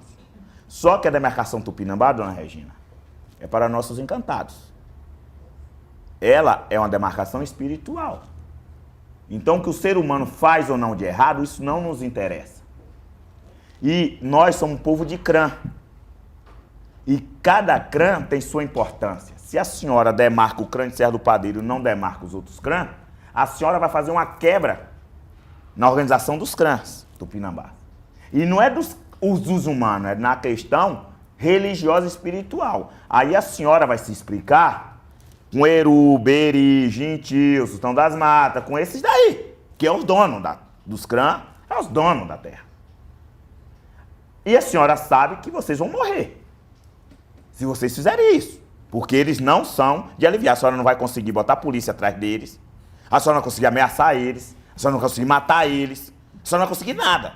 Agora, se a senhora acha que eu estou mentindo, a senhora procura um dos melhores dos calombrezeiros, né, e pergunte a eles o que significa os clãs Tupinambá. E o que significa Eru, Beri, Gentil, Laje Grande. E aí eu falei uma sucessão de clãs dos nossos encantados. Bom, o certo é que ela ficou tremendo. Eu fui embora e eles recuaram. Aí vem o juiz, agora é o juiz Lincoln, uma figura alegre, bondosa, que Ave Maria, ama tudo, ama todos. Babau, se você não vir com a reunião com os fazendeiros, infelizmente tem que dar uma ordem de prisão. Eu digo, então prenda. Mas eu não venho, não vou sentar com eles. Aí o Ministério Público conseguiu um habeas corpus preventivo para mim. E aí os parentes de Olivença foi, de uma certa forma, chantageados, de uma certa forma, a participar dessas reuniões. Lá, eles estavam negociando os parentes sujeitar a demarcação, depois de tudo comprovado, tudo nosso, não tem aceitar a demarcação por ilha. Aí é uma coisa interna do juiz local, com a Associação dos Fazendeiros, que é presidida por um cidadão chamado Abiel, aonde o juiz chega a dizer que o cacique que não senta naquela reunião já está dizendo que quer problema. É um cacique que não quer a melhoria da região. Então ele chega a atribuir essas questões. E aí, ele também me chamou lá e propôs a gente na Serra ter que aceitar as divisões. Eu falei, olha, eu não vou. Eu não posso falar sobre o que os caciques daqui vai decidir. Eu não posso. Agora, nós na Serra, nós queremos o território todo. É o território todo.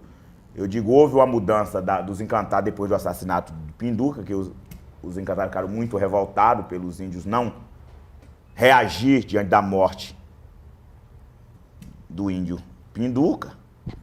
E eu digo, seu juiz, o senhor está pedindo uma fala que eu não posso falar, que os encantados proibiram de eu falar sobre as outras aldeias. Porque eles ficaram com muita raiva porque o parente Pinduca foi assassinado. E não foi só eu como ser humano, não. Os nossos encantados não gostou da morte. Não aceitou. E quer, seu juiz, a prisão dos assassinos. E nós íamos da Serra do Padeiro descer com todos os índios da Serra e ia tirar todos os fazendeiros do território. Mas nós ia pela primeira vez, realmente, nós estávamos a ponto de descer, porque nós é um clã que pode fazer isso, e nós ia tirar todo mundo da Serra e descer para sobrepor a morte. Mas os encantados disseram que não, porque o assassino foi pago.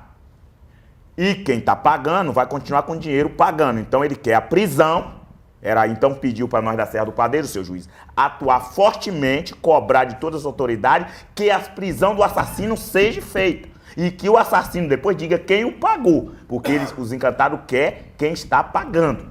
E os encantados falou também que é fácil chegar a eles, não é difícil, são todos visíveis, apenas não querem cumprir. Então, nós da Serra do Padeiro, nossa principal batalha é querer a prisão dos assassinos do nosso parente. E, quanto à discussão aqui, fica mediante... E aí, menino, eles foram pressionando.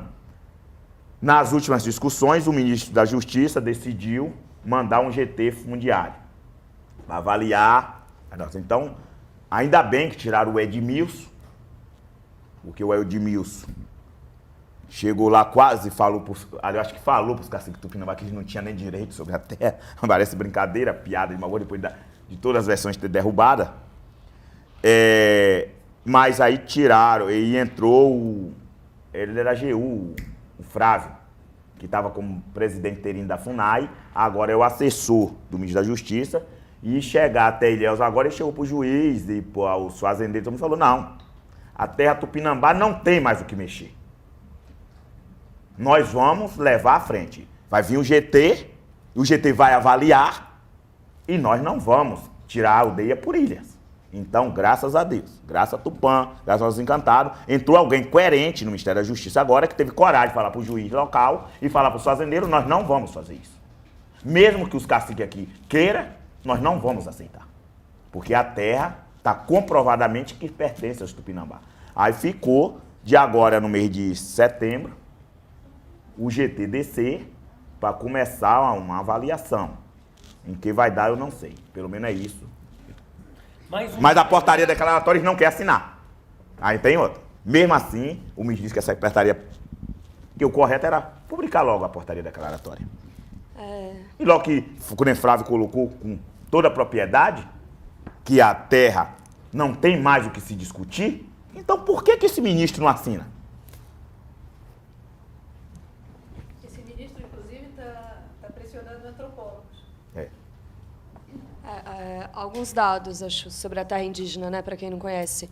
A terra indígena Tupinambá de Olivença, né, como o André mencionou, que pega 3 municípios ali, porções de 3 municípios, Ilhéus, Borborema e Una, são 47 mil hectares. Então, ali dentro vivem cerca de... São 22, né? 22 comunidades, 22 aldeias.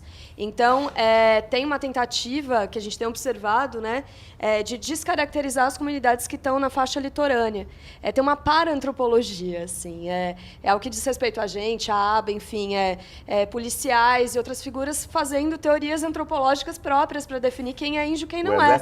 Essas coisas documentadas. Senão enquanto as bases, né, militares estiveram na área, eles fizeram relatórios provando que alguns não eram índios. Então, assim, coisas escabrosas, assim. Como que profissionais que não têm essa atribuição estão fazendo etnologia para identificar quem é índio e quem não é. Então, essas coisas que têm acontecido por lá. Também outro ponto que eu queria enfatizar é que todas as etapas legalmente previstas foram violadas nesse processo demarcatório, né? O decreto 1775 de 96 estabelece prazo para cada etapa, e todas foram violadas. Por isso que o Ministério Público Federal ingressou com algumas ações civis públicas, né, responsabilizando a União pela sua morosidade, enfim, nesse processo, por não cumprir a sua atribuição constitucional. E... Eu ia falar mais alguma coisa. Sim, também essa tendência a tentar levar as coisas para uma mesa de negociação, né? Todo esse esforço para não avançar com o processo e afirmar que se vai distender os conflitos por meio do diálogo, da negociação, que é uma tentativa de flexibilizar direitos, né? A gente tem batido muito na tecla de que a solução definitiva do conflito ali, o que vai garantir os direitos de índios e não índios é a conclusão do processo demarcatório, é o pagamento das benfeitorias dos não índios que têm direito a elas, é o reassentamento, porque ali tem, sim, camponeses que têm perfil de clientes da reforma agrária, que têm que ser reassentados. Então, você tem um mosaico ali bastante complexo, né? Você tem desde fazendeiros que não vivem na área, que têm uma relação, né, estritamente monetária com a terra, enfim, mas você tem camponeses que tiram a vida dali. Ali é importante a gente lembrar, né, muitos negros escravizados, ao serem libertos, foram para essa faixa do sul da Bahia, onde ainda havia a possibilidade de ocupar terras ou de obter títulos, enfim. Então, você tem ali pequenas comunidades que se formaram, pessoas que têm direito e que hoje estão também com suas vidas suspensas, né? Então, acho algo que o Tupinambá também tem batido muito nessa tecla, algo que eu admiro bastante enquanto movimento, que é também falar em defesa desses pequenos que têm que ter seus direitos garantidos, que só a conclusão do processo demarcatório vai garantir, né? Uma coisa que me chama muita atenção nesse conflito é um discurso que vigora no sentido de que, olha, isso aqui é uma luta diferente. O próprio, então, governador Jacques Wagner fazia esse discurso. Isso aqui é uma luta diferente, temos que tomar cuidado, porque é uma luta de pobre contra pobre. Né? Bem, primeiro que tem até eventual ministro da Fazenda ali, né? Com interesse econômico ali. Então, não é bem isso. E segundo, que nessa luta pobre contra pobre, onde de fato há pobres envolvidos, igualmente prejudicados nessa omissão do governo federal, mas esses pobres, supostamente defendidos pela imprensa, eles têm algo que vale ouro, que é um título de terra. Porque a partir do momento que essa terra vai ser demarcada, essa pequena terra sai do comércio. Então, essa pequena terra do pobre não pode mais ser comprada, ainda que por aqueles valores que o Babal conhece bem da história da família dele. Né? Essa terra vai sair da especulação, sendo terra indígena. E sendo de pequeno camponês, essa terra continuará na especulação, para quem sabe servir a um resort lá na região de Ilhéus. E acho que tem uma coisa também muito importante, complementando o que você falou, como eu enxergo, que eles obtêm uma legitimidade da sua demanda ao tentar caracterizar como um conflito de pequenos. Claro, não em certos setores, mas em alguns setores você falar que você tem uma comunidade indígena, um povo indígena lutando contra 5, 6 fazendeiros, muita gente, enfim, se posiciona ao lado dos índios. Quando você fala, tem 20 mil camponeses aqui que vão ser afetados. Então, os fazendeiros, nesse vácuo do Estado, foram muito hábeis também em mobilizar esses camponeses e colocar a imagem desses grupos, né, como se fossem os principais afetados. E eu sempre eu entendo que tem dois modos de olhar ali, articulando, né, etnia e classe, tem dois modos de olhar ali para o contexto do sul da Bahia. Você pode ter essa grande clivagem índios versus não índios, que é o que foi mobilizado muito habilmente pelos fazendeiros. Chegamos os camponeses e falam, os índios são seus inimigos, venham com a gente, vamos fazer uma frente, vamos reverter esse processo demarcatório, entrem para a nossa associação. Ou tem um modo como a sua mãe, por exemplo, sempre olhou, que é os fracos e os fortes, os pobres e os ricos. Porque muitos desses camponeses eram compadres, vizinhos dos índios, explorados pelos fazendeiros que hoje chamam eles para compor uma frente contra a demarcação. Então, quando a FUNAI não demarca, quando o INCRA não vai lá para dizer quais são os direitos desses pequenos, eles são muito facilmente mobilizados pelos fazendeiros. Mas aí entra também, acho que a habilidade política dos Tupinambá de se aproximar também desses pequenos. A Escola Estadual Indígena Tupinambá da Serra do Padeiro atende índios e não índios. Você tem lá 600 estudantes, 200 são não índios. Então, um pouco também começa a se quebrar essa clivagem, exatamente. Na medida em que os não índios também começam a debater com os índios, estratégias de luta, e que os indígenas começam também a apoiá-los nas suas demandas por terras, por constituição de assentamentos da reforma agrária. Isso tudo é um processo bastante interessante. Nessa questão, nessa linha, teve uma coisa recentemente que eu tive um enfrentamento com o CMBio. Como é que pode? A Unacal é uma área que foi tomada e matado várias famílias para concentrar 3 mil hectares de terra. Foi toda transformada em plantio de cacau. Certo. Não tem floresta, só tem cacau. Nós pedimos a parte que interessava a nós, que seria importante para nós. Nós falamos que a outra parte ficaria, que quando fizemos o estudo da nossa terra, ia dar 80 e poucas mil hectares. Mas nós sabíamos que o número de pequenos que ia sair seria gigante.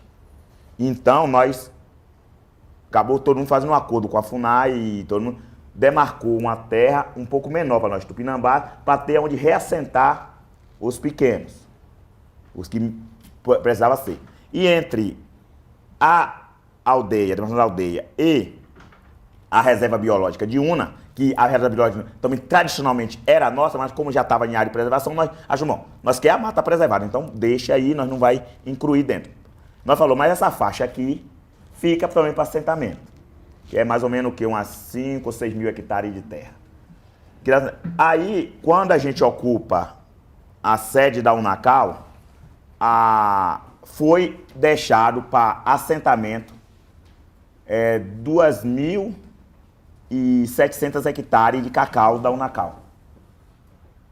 Então, foi 120 famílias, pelo MLT, levada para lá, para essa só tem cacau. Aí, quando as pessoas estão vivendo bem, aí eu encontro um problema que o CMBio declarou como área de... de refúgio animal e estava dando ordem para tirar todas as famílias. Eu fiquei puto da vida quando eu vi. Primeiro, tinha há 7 anos um acampamento do MLT na beira da estrada. E era contada a semana que não aparecia alguém morto por excesso de bebida ou por algum conflito. E aquilo era horroroso para nós Tupinambá ver aquilo.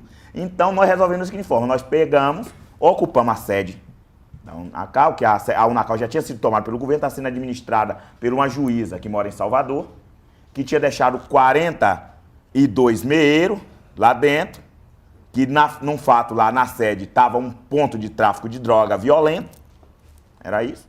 Então, nós, Tupinambás, vamos resolver esse problema dessa mortalidade desse pessoal que está na beira da estrada, que há 7 anos pede para ficar nesse ponto. Retomamos a sede, pegamos os meeiros, mandamos subir para uma área chamada Sempre Viva, e lá eles teriam os lotes, porque o INCRA já tinha tirado o lote. No INCRA lá, o problema é que o INCRA já tem loteado. O INCRA está com dinheiro para pagar tudo, já. Aí eu tinha loteado, falei, olha, como o INCRA já loteou, vocês vão todos para seus lotes. Chamei o pessoal do MLT, fizemos uma reunião, falamos, ó, pegue todo mundo que tá na beira da estrada e bote nos lotes também. Aí quando a gente é surpreendido, que o CMBio deu uma negativa para o INCRA de pagar, indenizar a Unacal, pois ali é uma área de refúgio animal e ele não queria sem terra ali. Eu fiquei tão puto da vida que eu peguei o carro, liguei pro CMBio, os assentados, o pessoal lá tudo apavorado, sem saber para onde ia. Pra ter noção, nós botamos 3 ônibus para levar essas pessoas para estudar na serra. O modo de vida da gente ser de não beber bebida alcoólica, não ter violência doméstica. Eles já absorveram também, não tem mais violência. Ué, tudo vivendo, como ele parou de morrer pessoas. Aí eu peguei o carro, fui para até Porto Seguro, a FUNAI foi até lá. Chegamos lá, o cidadão chegou na minha frente. Sentamos numa mesa, ele disse, foi eu que mandei o relatório para Brasília negando. Sei, Cacique Babau, que você costuma militar lá diante dos pequenos da região, sei que realmente você virou uma espécie de protetor, mas eu sei também que você tem conhecimento político muito, e eu sei que lá em Brasília você vai reverter, eu dou uma negativa aqui, lá em Brasília você conversa com os políticos, e você reverte. Com Eduardo Cunha, né? Eu fiquei tão puto da vida. Falei, você é um desgraçado, um miserável. Como é que você sabe que as pessoas têm direito naquilo? Aquilo é cacau, não é floresta. As famílias vão viver bem. E você só, para se aparecer, dá uma negativa, sabendo que lá na frente... Eu digo, eu não vou usar poder nenhum, nem conhecimento meu nenhum, para reverter. Vou dizer para você o seguinte. Se a polícia for para lá tirar a família... Nós, Tupinambás da Serra do Padeiro, vai desconsiderar o relatório de Tupinambás da Serra do Padeiro e vamos retomar o Parque Nacional que vocês estão criando lá agora. Que vocês, perguntei para a FUNAI, eles pediram o laudo de vocês sobre o parque antes de criar? Não. Ah, pois é, você sabia que dentro do parque existem vários comemorados, aldeias indígenas dentro do parque, vocês criaram, e vocês disseram que não tem ninguém, que vocês vão tirar todo mundo? E vocês sabem que eu posso dizer, a maioria são primos meus, e eu posso ir lá e dizer que estão com todos os plenos direitos? E esse parque não sairá? E eu também retomo a reserva biológica de Una? E nós vamos manter a família, porque logo assim nós vamos criar um transtorno na região se você mantiver. Aí foi uma briga, eu sei que eu fiquei puto da vida, bati a porta e fui embora. Aí procurei Jacques Wagner, conversamos todo mundo, conversamos sobre os assuntos. O certo é que deram uma segurada, as famílias continuam lá, mas é inadmissível. Nós temos uma reserva indígena, o território indígena aqui, nós foi nós que permitimos que criasse 2 reservas lá, para nós. A área que ficou, o CMBio quer tomar. Agora, para quê?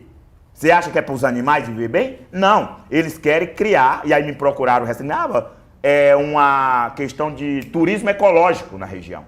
Que o CMBio precisa se capitalizar com turismo ecológico.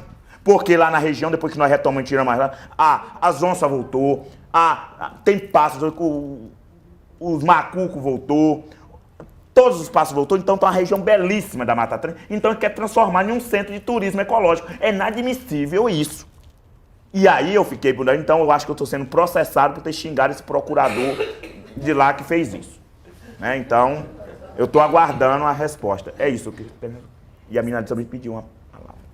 Marcelo? Os horários.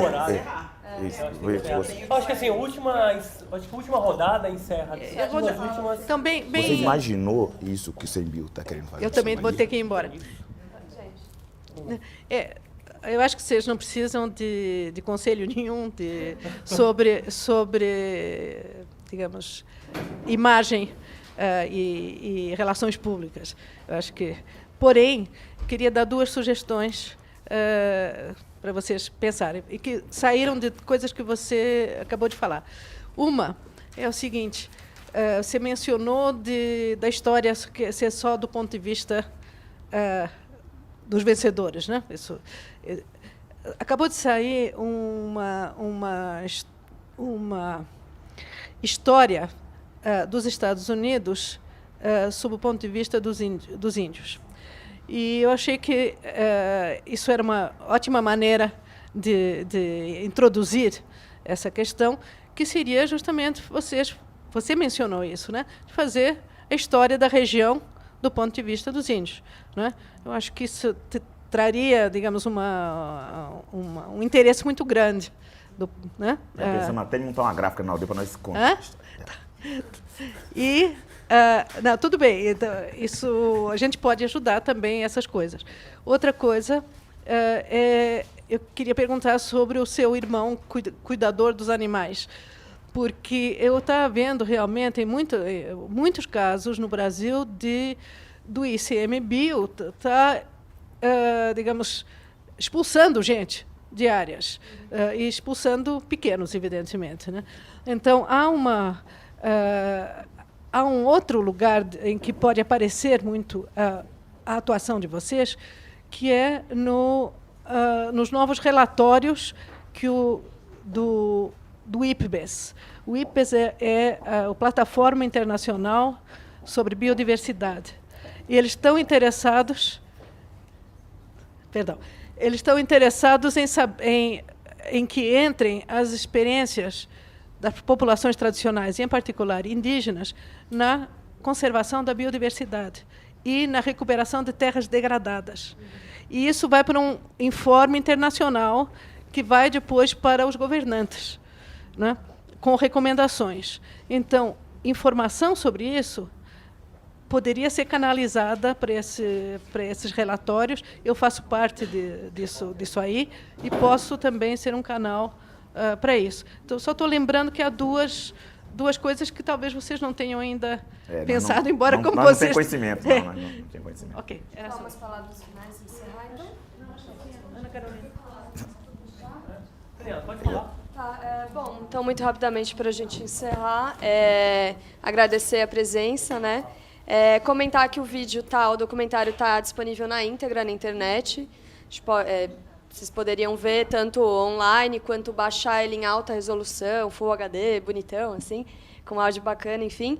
E que está completamente aberto o convite para que as pessoas exibam em outros espaços, promovam debates que podem ser com ou sem a nossa presença. A ideia é o filme rodar.